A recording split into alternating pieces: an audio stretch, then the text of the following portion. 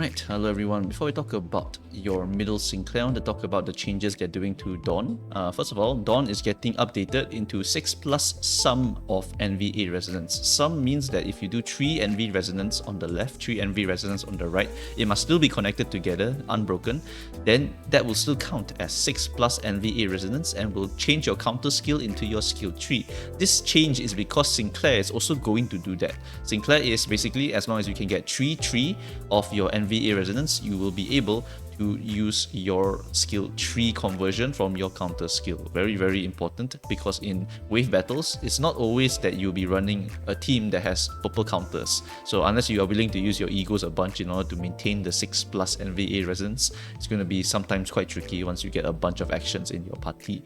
And then also, the enemies Vendetta mark is going to be called the middle's Vendetta mark, and ours is going to be called Vendetta mark because we are inflicting this debuff to enemies and the enemies are inflicting this debuff to us. Right, so let's talk about middle Sinclair. This character is going to be a giga buffer for the team, I can tell already. This character is basically the middle never forgets as a passive. When hit by an enemy, you inflict Vendetta mark against the attacker or part. If the ally is hit by an enemy, you also inflict Vendetta mark, and if the ally is from the middle, you inflict additional Vendetta mark.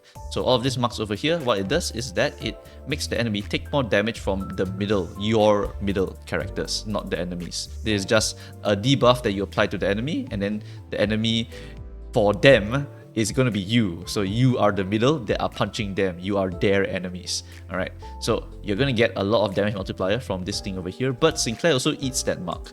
Consumes all of the marks on the target, and every time he eats it, he will gain Book of Vengeance equal to the amount consumed. You can stack this up to 10, and you can stack Book up to 30. And just like Deviats as well as the Blood Fiends, you basically want to stack this all the way to your 30 stacks because you get blunt damage up, 10 stacks, 20 stacks, gain max speed and power up, and then at Y stacks you gain blunt damage up again. With this multipliers over here, in addition to your skill tree, right, giving you damage for X Books of Vengeance, X Books of Vengeance, and damage for every resonance that includes this skill, you will be able to get a bunch of extra multipliers from this damage up, damage over here. And Vendetta mark also gives you additional damage from middle enemies. You are still from the middle, so you are also going to get that damage buff. So lots of sources of damage buffs for a skill tree, and we also need to remember that the middle's archetype is basically counter-attacking. As long as you're able to get 6 purple using the sum mechanic, also now you can actually do 3-3, you will always be able to just shit out your skill tree.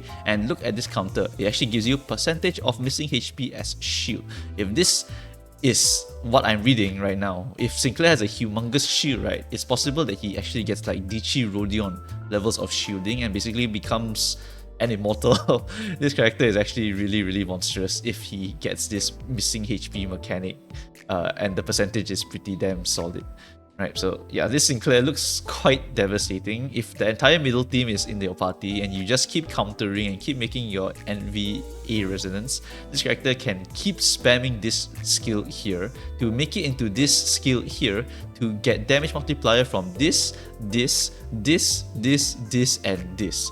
And this is a 3 coiner, by the way, and he also gets coin power for bleed on target, and he also gets offense level up, which increases your static damage. So it's quite a monstrous potential here, especially if we get the big brother later on whichever identity, then all of this shit here is just going to become even more multiplied by whatever the big brother over there is going to be doing.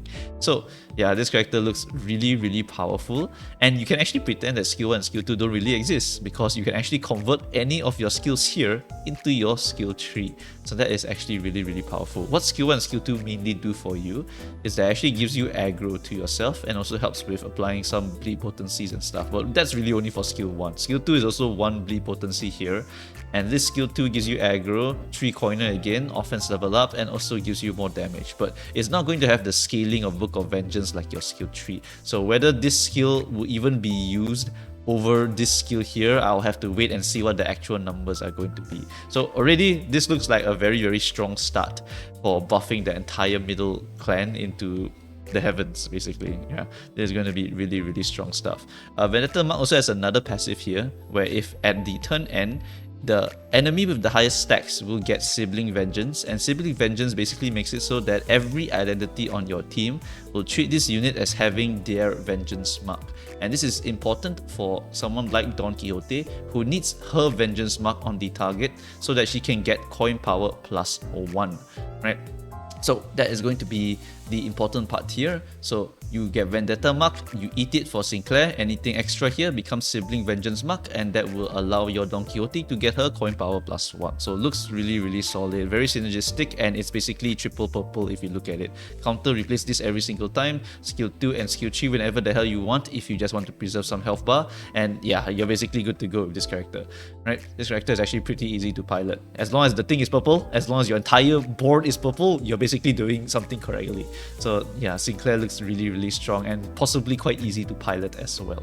Alright, so after Sinclair, let's look at someone that you guys were talking about in the last video, Heathcliff. Yeah, Heathcliff is actually going to be pretty important for the middle gang, because Heathcliff has the multiplier where he scales the less HP he has, and he also can do inflict bleed count equal to 1/3 of the bleed potency on the target, right?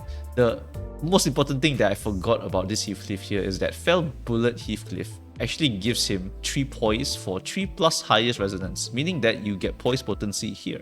And then your skill 1 gives you +4 poise count. If you want to use your Captain Ahab in the same team, you can actually make this Heathcliff just use the skill 1 without actually making him use the skill 1.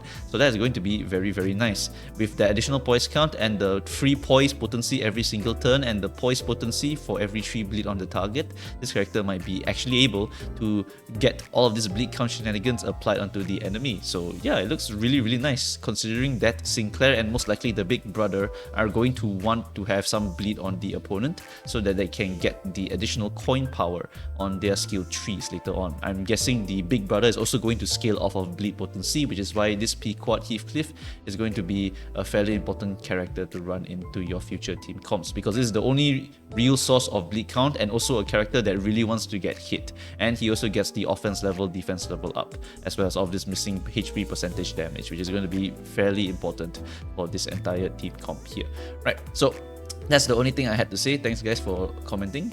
And yeah, this character here, whew, I'm probably going to picking up just because I have extra shards, and also because I want to eventually run him with the Big Brother and do the funny 6+ NVA resonance every single turn and see how ridiculous it can get, because this thing really looks quite monstrous. Like, imagine if Wildhunt Heathcliff could actually use his skill 3 every single turn, right? As long as you're using the proper team comp, you can basically shit out your skill 3 non-stop with this character, and later on you add the Big Brother, and that Big Brother also has the exact same mechanic as you, and probably even the missing HP percentage as shield, because Little Brother is supposed to be weaker than the Big Brother lore-wise, which means the Big Brother is going to be even more insane than this Sinclair that I'm looking at, which is going to be absolutely peak.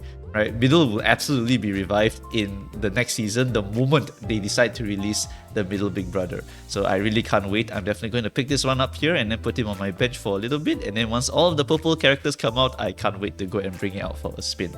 Right, so that's going to be it for this video. If I missed out on anything, feel free to let me know. I can't wait to see the actual numbers on this thing here, because holy shit man, 3 coiner with perhaps a 200% multiplier is going to be the next coming of your Firefist Gregor, because Firefist Gregor also has an insanely high multiplier, and he also has something like a 2-3 coin, right? This one is going to be 2-3-3 coin, and once we get all that Big Brother shenanigans going, oh, it's gonna be so peak for the middle gang. Alright, so that's it guys. Thanks for watching, and I shall see you guys next time. Bye bye.